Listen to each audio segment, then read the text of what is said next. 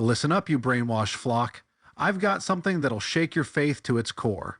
What if Jesus, the supposed savior, was nothing more than Dionysus with a new label, a divine marketing scheme to sell monotheism to the masses? You think that's nuts? That's exactly what they want you to believe. But let's dive into the rabbit hole, shall we? They've hidden this in plain sight. The truth is out there, but you've got to look for it. Both gods share more than just a love for the grape. They've got the same divine blueprint. The similarities are too blatant to be mere coincidence. The church has been lying to you, repackaging ancient tales for centuries. Let's start with the birth stories. Jesus, born to the Virgin Mary, with the Holy Spirit doing the deed, angels singing like an ancient PR team. Dionysus? His mom, Semele, gets knocked up by Zeus, who appears as a dragon. Yeah, a dragon. But Zeus, being Zeus, burns her to a crisp due to some divine drama with Hera. So what does he do? He sews Dionysus into his thigh, because nothing says miraculous birth like being thigh-born. Both stories are centered around divine parentage, but with a twist. Jesus with his no-sex conception, Dionysus with his literal rebirth from Zeus's leg. And here's another kicker. Dionysus' mom is sometimes called Kore, which means maiden or virgin. Sound like someone we know? Mary, the ever-virgin, the chosen one. The parallels are screaming at you folks. It's not just about purity, it's about divine selection for a grand purpose. Not to mention, both births were heralded by heavenly signs. Dionysus was born under the constellation Virgo, the Virgin. Jesus? Born in Bethlehem because of a census. But the star in the east? That's the real showstopper. They've taken the same mythology and slapped a new label on it. Virgin births weren't invented by Christianity. They've been around since the dawn of time. On to the wine, because what's a god without a drink in hand? Dionysus, the god of wine, orgies, and all things pleasurable. His followers threw wild parties where wine flowed like water. Jesus, however, turns water into wine at Cana, his first miracle. Not just any miracle, it's the one that gets everyone talking. Coincidence? More like a calculated echo. And then there's the Eucharist, where Jesus says, "This is my blood." Sound familiar? Dionysus' followers were drinking wine in rituals for centuries, communing with their god. It's not just about getting drunk, it's about spiritual connection. Jesus takes this and transforms it into a symbol of his sacrifice. Both are about ingestion of the divine, one for ecstasy, the other for salvation. And let's not forget, Dionysus was called the true vine before Jesus ever uttered those words. The wine, the vine, the spiritual connection, it's all there. Jesus didn't invent this. He just repackaged it with a moral twist. Out with the hedonism, in with the theology. But the essence, it's still about that divine grape. Jesus made it about eternal life, not just the good life. Here's where the plot thickens. Both gods have the ultimate revenge on death, resurrection. Dionysius gets torn apart by titans, dismembered literally, but he comes back because gods do that. Jesus?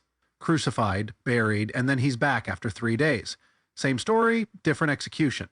Their deaths are symbolic, representing cycles or promises. For Dionysus, it's the cycle of nature, death, rebirth, the seasons.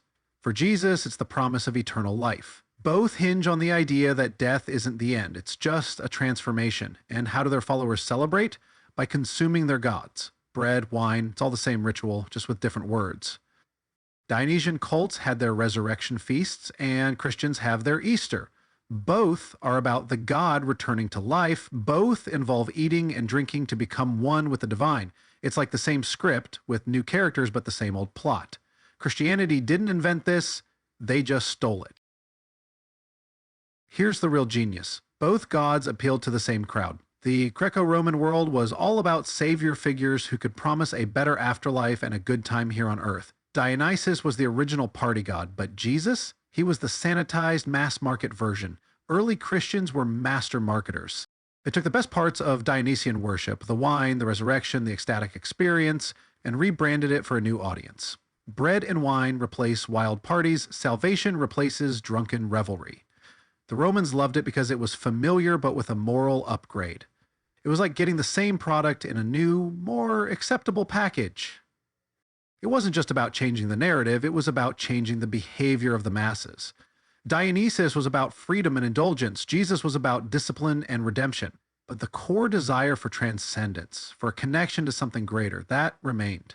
Christianity didn't invent these desires, it just redirected them. The wine, the resurrection, the divine son, all borrowed from the same ancient playbook. Let's dive even deeper into their stories beyond death to the underworld itself. Both Dionysus and Jesus didn't just die. They took a detour through the realm of the dead. In ancient myths, Dionysus descends into Hades to rescue his mother, Semele, bringing her back to Mount Olympus. A journey that echoes through myths as a test of strength and a demonstration of divine power. And Jesus, after the crucifixion, he also makes a notable descent. According to the Apostles' Creed, he descended into hell. The harrowing of hell, as it's known, involves Jesus descending to the dead to free the righteous souls awaiting redemption. Just like Dionysus, Jesus confronts death head-on and emerges victorious, bridging the gap between mortality and divinity. But the parallels don't stop at merely visiting the dead. Both figures not only venture into the darkness, but also return with life. Dionysus emerges from the underworld and brings his mother, Semele, back to the land of the living, elevating her to divine status. This act of resurrection showcases his authority over life and death, a theme that resonates deeply with what Jesus accomplishes with Lazarus. Think about it. The journey to the underworld is a profound symbol in both stories. It's not just about death, it's about conquering it, transforming it. Dionysus does it to bring back his mother, redefining death's permanence.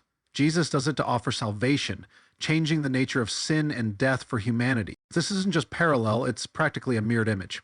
Both deities not only challenge the finality of death, but also demonstrate their power to reverse it. Their descents into the underworld and acts of resurrection reinforce their roles as saviors, bridging earthly life and eternal existence. Again, the core message is strikingly similar. Follow me and overcome death. And here's the darker truth. This theme of descending into the underworld and returning with life isn't unique to them. It's a motif recycled through ages, repurposed to fit the narrative needs of different cultures and religions. Christianity claims uniqueness in salvation, but even this divine journey is borrowed, stitched into their scriptures from older pagan cloths. Dionysus was there first, and Jesus followed, treading through the same mythological gates. So what's the big reveal? Dionysus and Jesus are essentially the same figure, just with different PR teams. From birth to booze, death to divinity, the parallels scream theft. Christianity didn't create these ideas, they inherited them. Dionysus walked so Jesus could, what? Perform a few miracles? It's all about repackaging for a new era. And here's the real kicker. These brainwashed Christians just eat it up like it's divine candy. They swallow the repackaged myths, the stolen rituals, without even a hint of skepticism. It's like giving a kid candy and calling it medicine. They're so hooked on the sugar rush of salvation, they don't see the ancient wrapper it's all wrapped in. They're like sheep, blindly following, munching on the same old grape, thinking they've found something new. But it's all just the same old story, served with a different sermon. So, as you sit there in your pews, remember, you're not just consuming the body and blood of Christ, you're gulping down a piece of Dionysus, the real OG of the divine wine fest. Christianity is fake, and everything is stolen from other religions. If you enjoyed this, don't forget to like, comment, and subscribe for more orgies on the divine.